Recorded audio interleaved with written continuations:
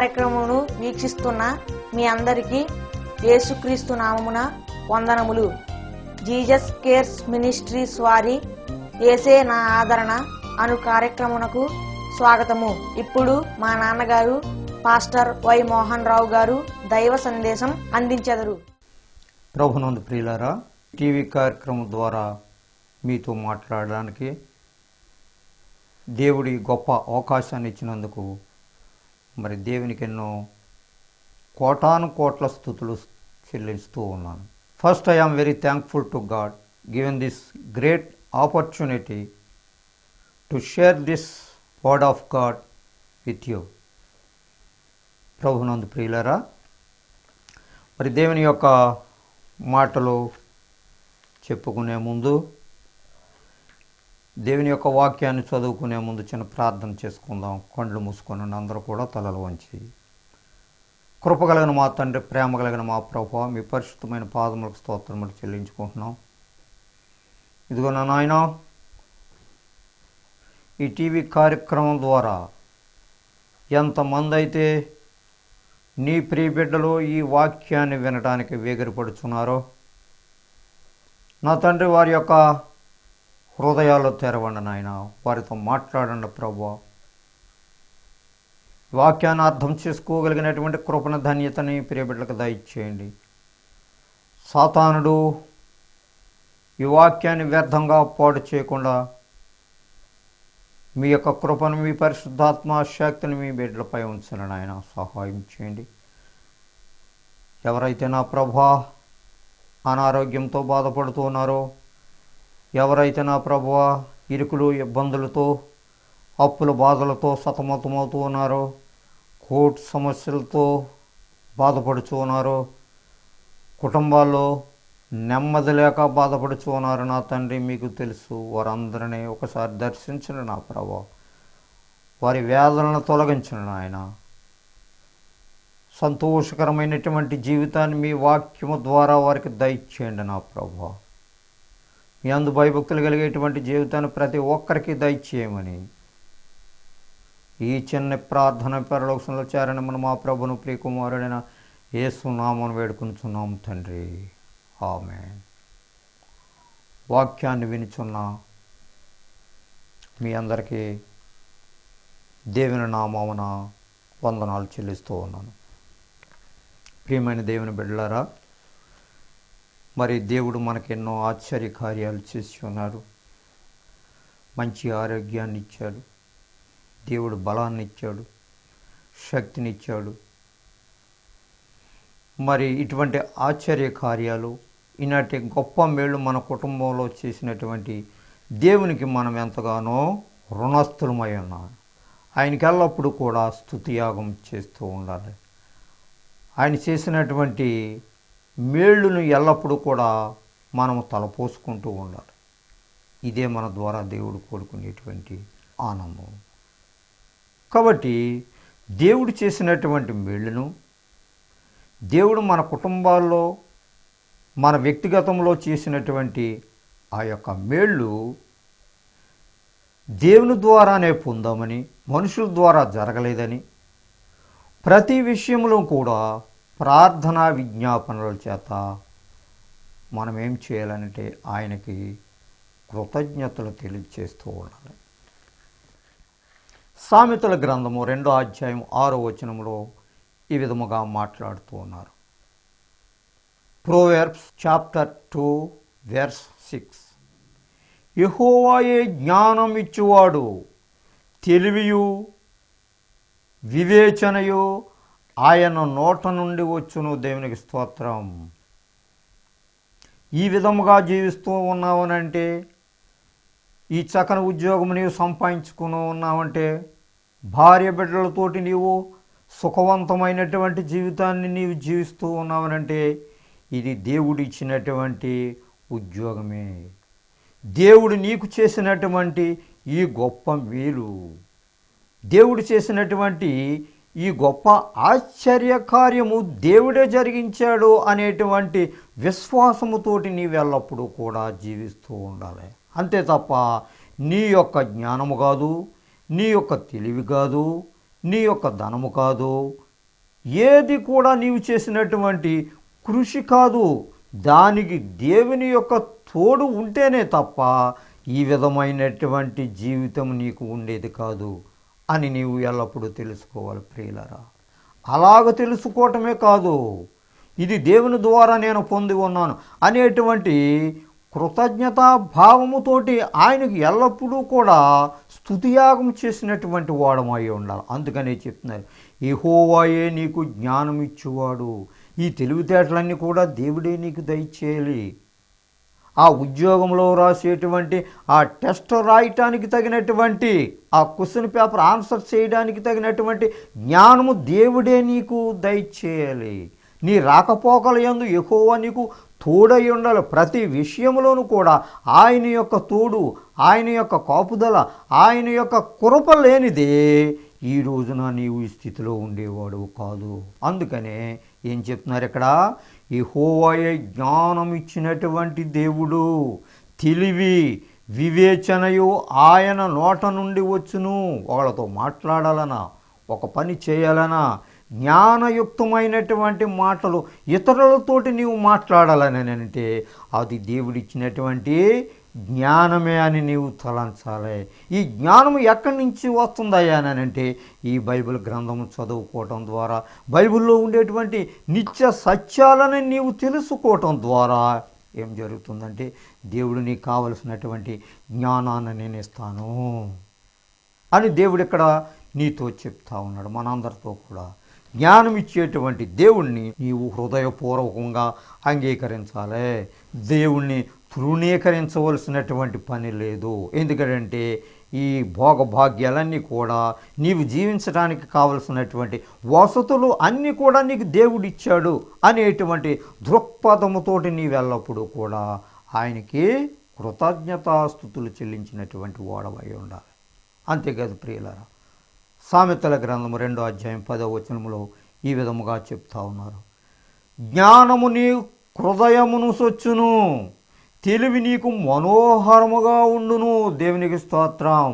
ఇది నేను సంపాదించుకునేటువంటి జ్ఞానము, నాకు నేను స్వతహాగా తెచ్చుకునేటువంటి జ్ఞానము అనేటువంటి ఉద్దేశముతో కొందరు మాట్లాడుతూ ఉంటారు.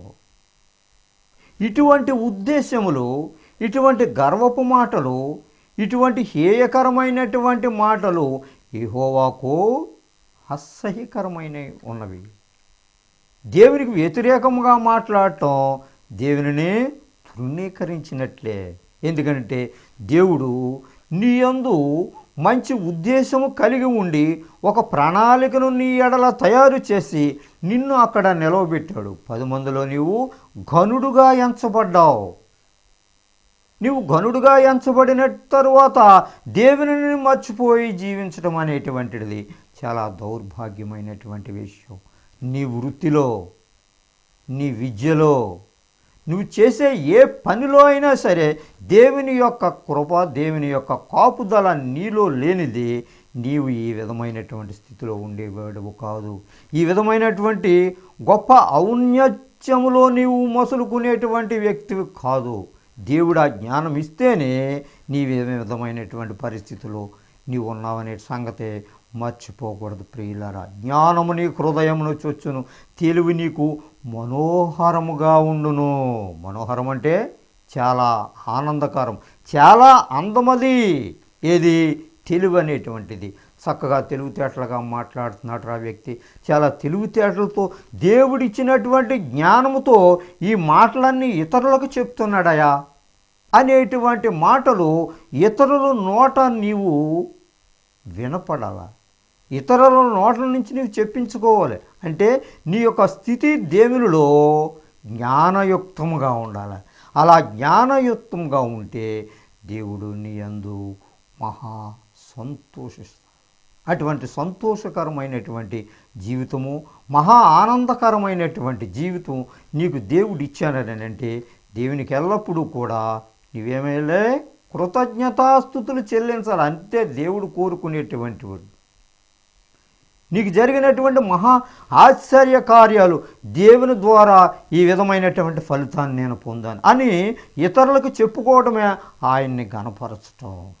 అంతేకాదు ప్రియులారా, నా నోట మాటలన్నీ తెలివిగలవి, వాటిలో మూర్ఖత అయినను కుటిలత అయినను లేదు అనే సామెతల గ్రంథము 8వ అధ్యాయము 12వ వచనంలో చెప్తున్నది.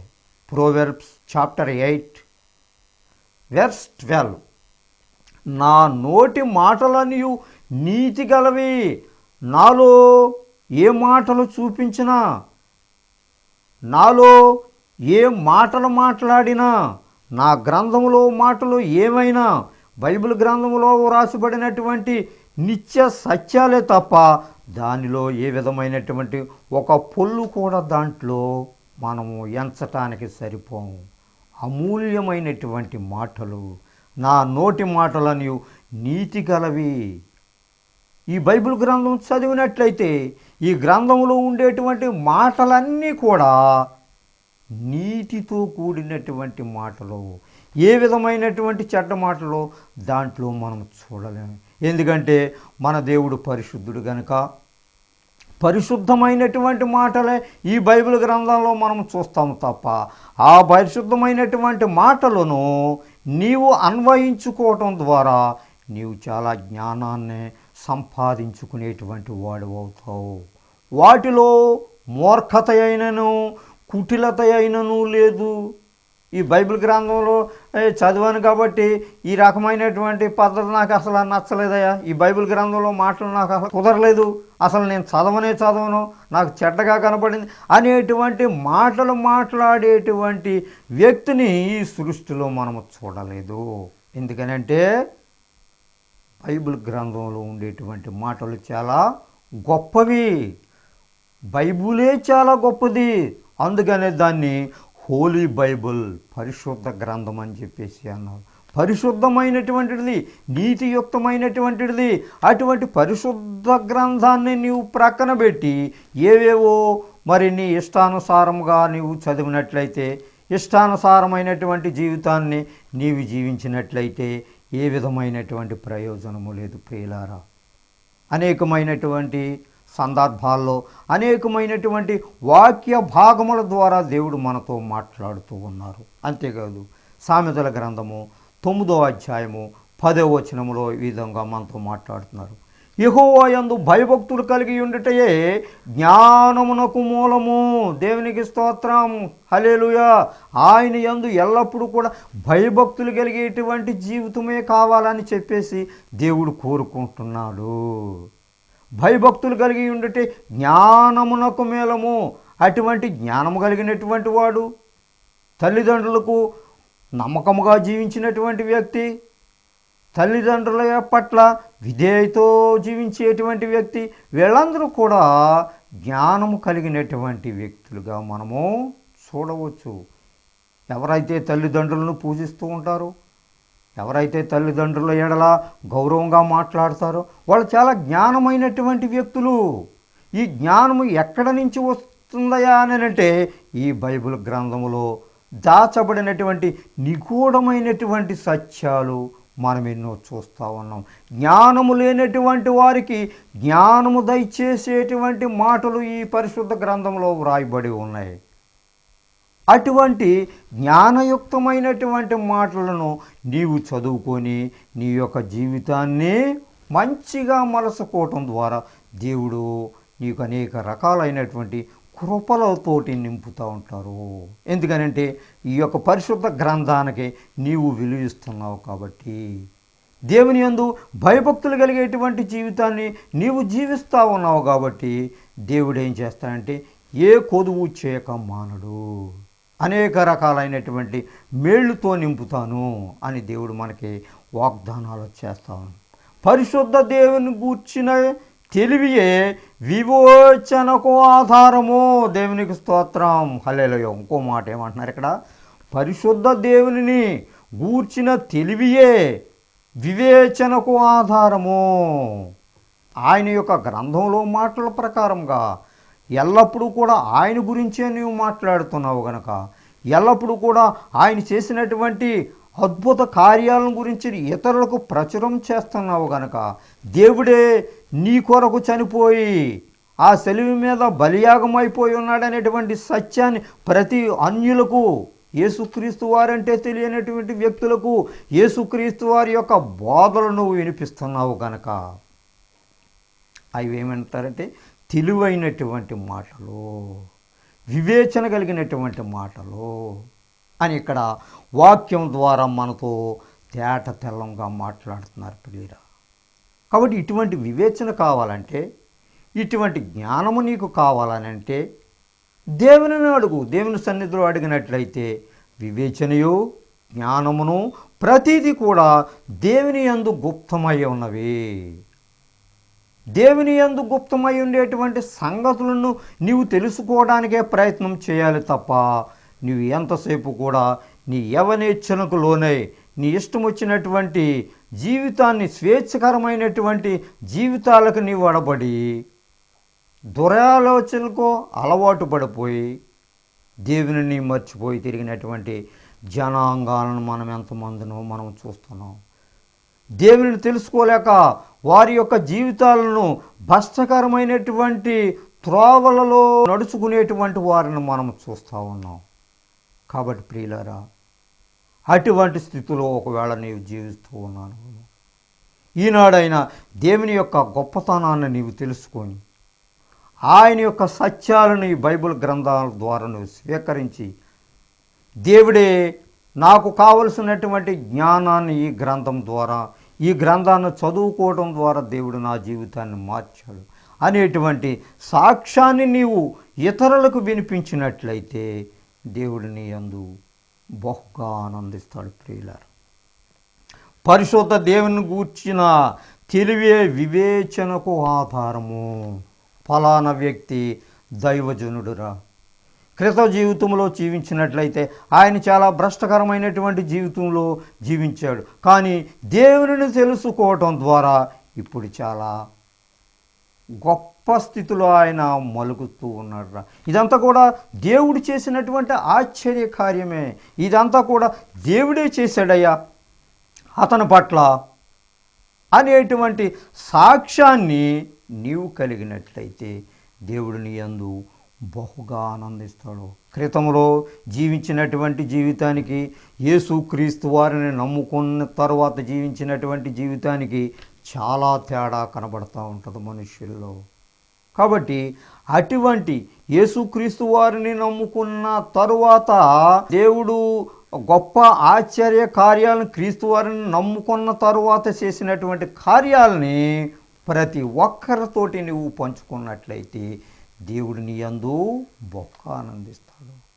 దేవుడు చేసినటువంటి ఈ గొప్ప ఆశ్చర్య కార్యాలు ఇవి. దేవుడిచ్చినటువంటి తెలివి నీకు ఇది. దేవుడిచ్చినటువంటి జ్ఞానము, నీవి స్థితిలో ఉన్నానంటే దేవుడిచ్చినటువంటి జ్ఞానము, ఈ మంచి జీవితంలో జీవిస్తున్నానంటే దేవుడిచ్చేటువంటి ఆ యొక్క వివేచనము ఇది అని నీవు గుర్తెరగాలి. ప్రియులారా, ప్రతి విషయంలోనూ కూడా దేవుని ఘనపరచటం అనేటువంటిది నేర్చుకోవాలి. అలాగ నీవు జీవించినట్లయితే దేవుని యొక్క కృప నీ మీద వెంటాడుతూ ఉంటుంది. కీర్తనల గ్రంథము 147:5 ఈ విధముగా మనతో మాట్లాడుతూ ఉన్నారు.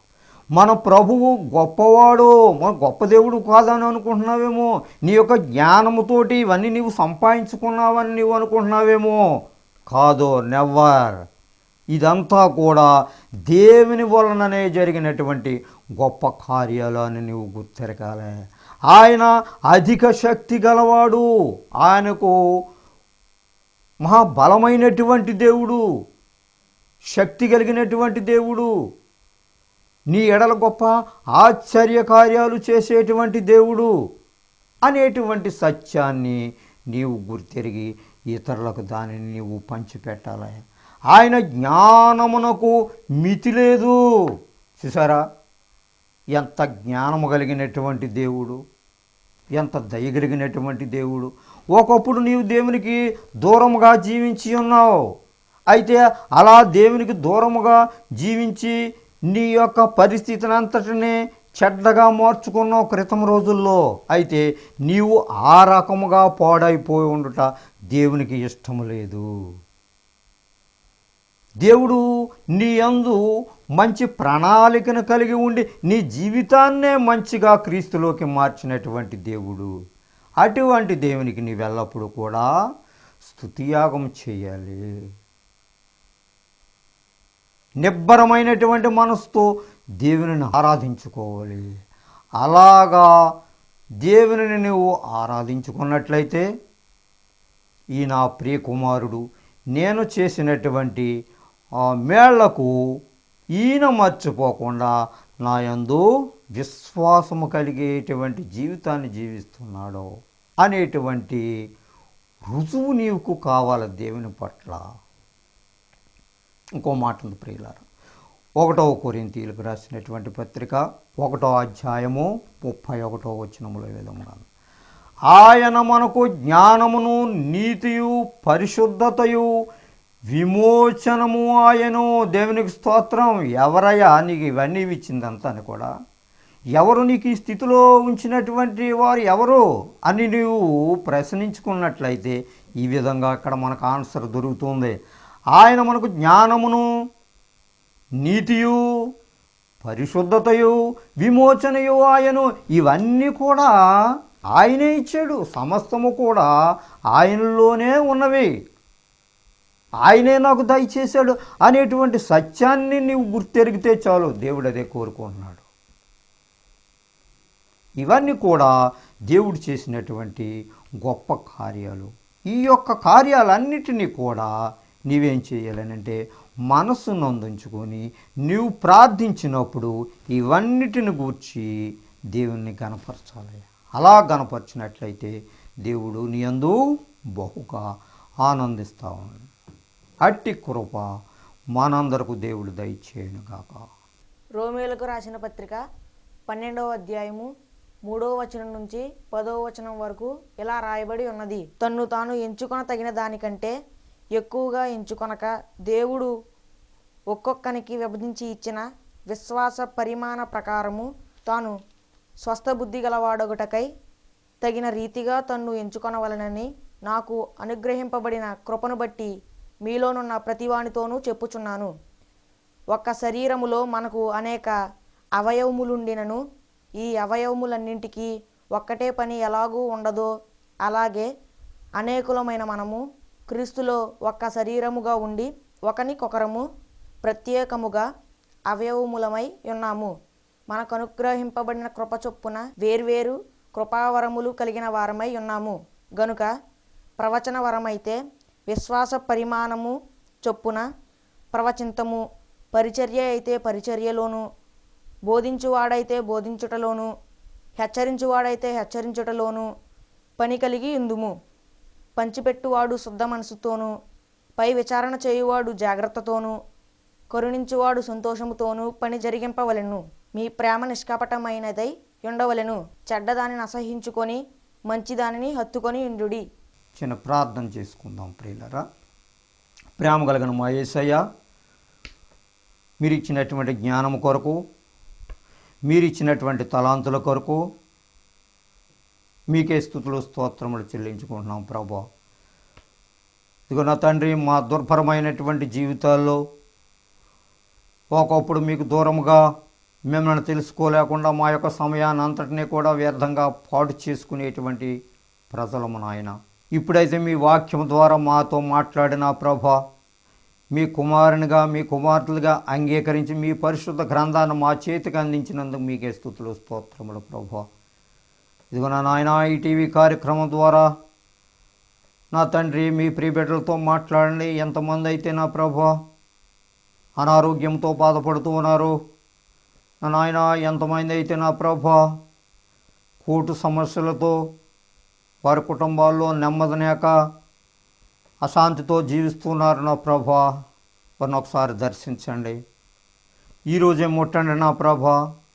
వ్యాధి బాధలు తొలగించండి నాయన. ప్రశాంతమైనటువంటి జీవితాన్ని వారికి ఇవ్వండి నాయన. మీకు స్తోత్రములు. తద్వారా మీరే గొప్ప దేవుడు, సత్యవంతుడు, నీతివంతుడు, జాలి కలిగినటువంటి యేసు ప్రభు అనేటువంటి సత్యాన్ని మీ ప్రియబిడ్డలు గుర్తెరిగి మీ అందు నమ్మకమైనటువంటి జీవితాన్ని జీవించగలిగినటువంటి భాగ్యాన్ని, ధన్యతను ప్రతి ఒక్కరికి దయచేయమని ఈ చిన్ని ప్రార్థన పరలోక సన్నిధిలో చేరనిమ్మని మా ప్రభును ప్రియకుమారుడైన యేసునామమున వేడుకుంటున్నాం తండ్రి. ఆమేన్. God bless you all. మీ అందరికీ వందనాలు. దైవ సందేశం విని దీవెనలను పొందారని నమ్ముచున్నాము. సలహాలకు, సందేహాలకు, ప్రార్థనల కొరకు మమ్ములను తప్పక సంప్రదించండి. మా చిరునామా pastor Y Mohan Rao garu, Jesus Cares Ministries, Dommeru post 534351, Kovvur మండలం, West Godavari district, Andhra Pradesh, S India. మా phone number 9652128511. Our email address mohany7@yahoo.com. మా చిరునామా pastor Y Mohan Rao garu, Jesus Cares Ministries, Dommeru post 534351, Kovvur మండలం, పశ్చిమ గోదావరి జిల్లా, ఆంధ్రప్రదేశ్, ఎస్ ఇండియా. మా ఫోన్ నంబర్ 9652128511. మా ఈమెయిల్ అడ్రస్ mohany7@yahoo.com.